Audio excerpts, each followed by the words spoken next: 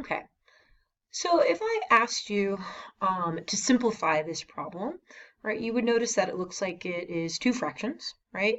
And as if it was, 3 over 4 plus negative 1 over, 5. That looks like it has different denominators, things like that. So in order to add these equations up, we'd have to have them be the same denominator, right? So I would multiply top and bottom by 5 over 5. Not 3.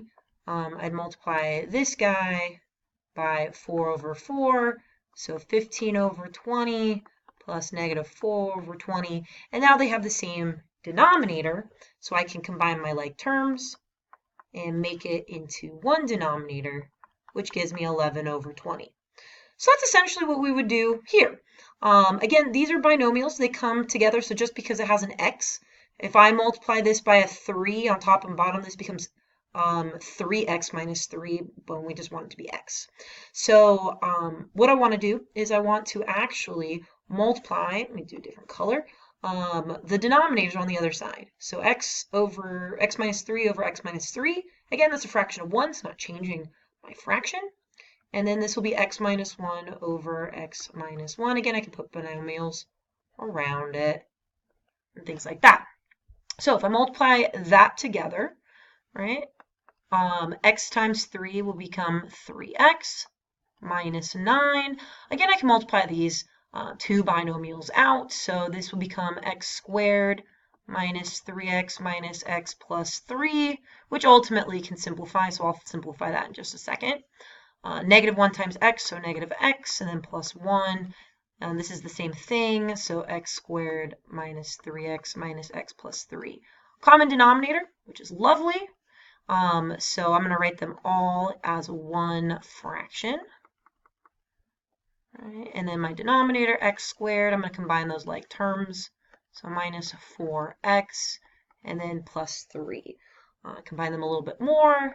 So 3x minus x gives me 2x minus 8 all over x squared minus 4x plus 3. So this would be the answer that we would get, right, if I asked you to simplify this problem, okay? But today we're not going to focus on adding fractions together. We've already done that. What we want to do is what happens if I ask you, what are the fractions that break this problem apart, right? So what are these two fractions? So today, what we're talking about is something known as partial fraction decomposition. So decomposition means that we're breaking them apart and we're finding the individual fractions. So this is our process. If you need to write it down, I highly suggest it. This is a pre-step, that's why it has a 0 in front of it. So if our n, and n stands for numerator, and d stands for our denominator, right? That is my dog barking in the background. If our numerator is larger than my denominator, we must divide the denominator with the numerator. So what do I mean by that? So our numerator is not larger than our denominator, so we don't have to worry about that. In this lesson, we're actually not going to really worry about that pre-step. And then what we're going to do is we're going to factor the denominator. Right? So we got to figure out how to factor that. And then we're going to express it as 2 or more factors with a, b, and possibly c, so if we have 3 factors. And these are going to be placeholders for the numerators. Multiply by LCD, which is our lowest common denominator. And then this is the most important part, right, which we were doing the other day. Right? We're going to set up a system of equations, either 2 or 3 variables. And then we're going to solve for a, b, and maybe potentially c. Okay, so basically what we're doing is we're actually going to be solving for that 3 and solving it for that negative 1. So I'm going to take this problem, because we've already actually done it, and I'm going to show you how we're going to get 3 and negative 1. So let's try this problem out. So here is 2x minus 8 all over x squared minus 4x plus 3. So however you factor, right, we can figure that out. So if you like to use this lovely method, so this becomes 3 and negative 4, so I know that's negative 3, negative 1. Set up my box. It's a great looking box, I know. So x squared goes into the corner, then minus 3x minus x, and then plus 3. So what do we get? We get x and x, we get minus 3, get negative 1, and then that does give us 3. So we found our factors. So this is now going to become a 2x minus 8 all over x minus 3 and x minus 1, which we already knew. So, step 1, factor the denominator. So now what we want to do is we want to express it as 2 or more factors with a and b or c as placeholders for the numerator. So what does that mean? Okay, so these are basically the same exact thing. So we want to come up with an equation. And we're basically, all the factors are going to get its own fraction. So x minus 3, then x minus 1. If there is supposed to be a negative in the problem, which we see in this problem, this could become, instead of an addition sign, could become plus. So this is where the placeholders come. We don't know what goes on top. So I'm going to call it A. I don't know what goes on top here. I'm going to call it B. Okay? It does not matter which number you put first, right? Just think about 1 plus 2 is the same thing as 2 plus 1. So who cares which one you put first? If you do decide to switch things up, your A will be everyone else's B answer, and then your B answer will be everybody else's A answer. So that's the only thing that's going to switch. So let's go back to our steps. So we factored our denominator, check. We expressed as 2 more factors, wonderful. Now we're going to multiply both sides by the LCD. Basically what this means is you're going to multiply it by the denominator. That's all that means. So I'm going to multiply this and this side by the denominator. And I'm going to multiply it by the denominator that's already simplified. So if I multiply this by this, I know it's going to cancel out. So that is what I really want.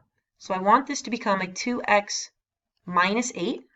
And then if I simplify this, so this is kind of like a mid-step. So this becomes x minus 3, x minus 1, x minus 3. And then your b is exactly the same. So again, you don't need to show this step, but I'll show it right here. So we can see that those cross off and those cross off. So 2x minus 8 is equal to a times x minus 1, and then b times x minus 3, right? So that's what it means to multiply by the LCD.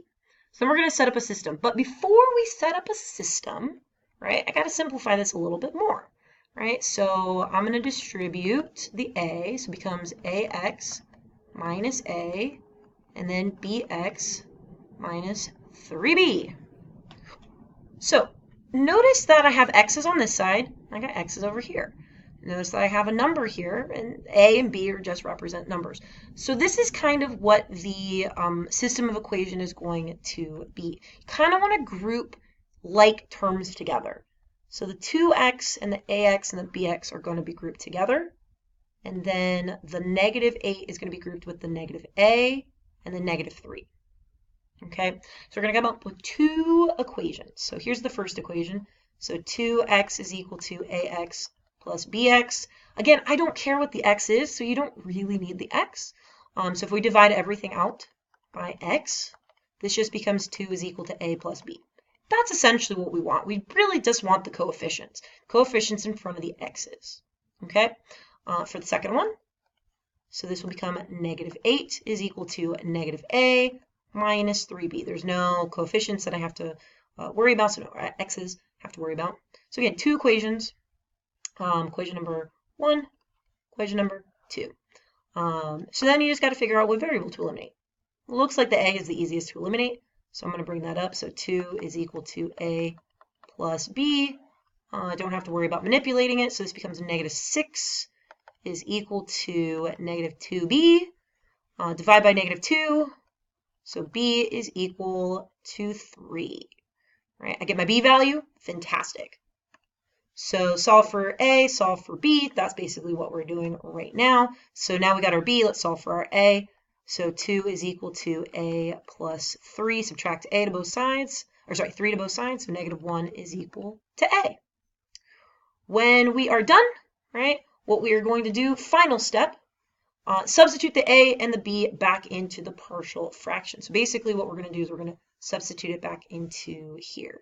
So I'm going to bring this I think I brought it down too far. There we go. Bring it back up. So what denominator did I write first? X minus 3. So x minus 3 had the a value, so -1. And then the second fraction was x minus 1. And that had our b value, so our b value was 3. And so this is our answer. And if we notice from the very first problem that we did, right, we did have -1 attached to the x minus 3. We had the 3 attached to the the 3 attached to the x minus 1, which is what we have here. All right, let's try one more easy type of problem. So, so let's do this. So I'm going to say 5x minus 10 is equal to 2x squared plus 3x minus 2. So again, first thing I want to do is I want to factor it. So -4 and 3. So 4 and -1. Set up your box to the best of your ability. So 2x squared, 4x, -x, -2. So this will be a 2x and an x. This will be 2. This will be -1. Right, so this is going to become 5x minus 10, and then x plus 2, and 2x minus 1. Set up my partial fraction. So I have two factors. So x plus 2, 2x minus 1, again, a and b. Does not matter which one we put for a and which one we put for b. Multiply by your denominator, LCD. We're also going to do it to this side, so x plus 2, 2x minus 1. So this will become a 5x minus 10. This will be a. These are going to cancel off, so just 2x minus 1, save some time. B will be x plus 2. Simplify. So 2ax, because again, a is a variable, is an actual number, not a variable like x is. And then minus a. And this will become bx plus, and I'll just put 2b. And then I'm going to set up my system. So again, here's my first equation. Really, I'm just focusing on the coefficients in front of the x's. So 5 is equal to 2a plus b. So that's my first one. And then -10, -1, b, or 1a, and 2b. So -10 is equal to -a plus 2b. I'm going to manipulate this bottom equation. So let's manipulate that by multiplying this by 2. So what does this become? 5 is equal to 2a plus b. This will be -20 is equal to -2a plus 4b.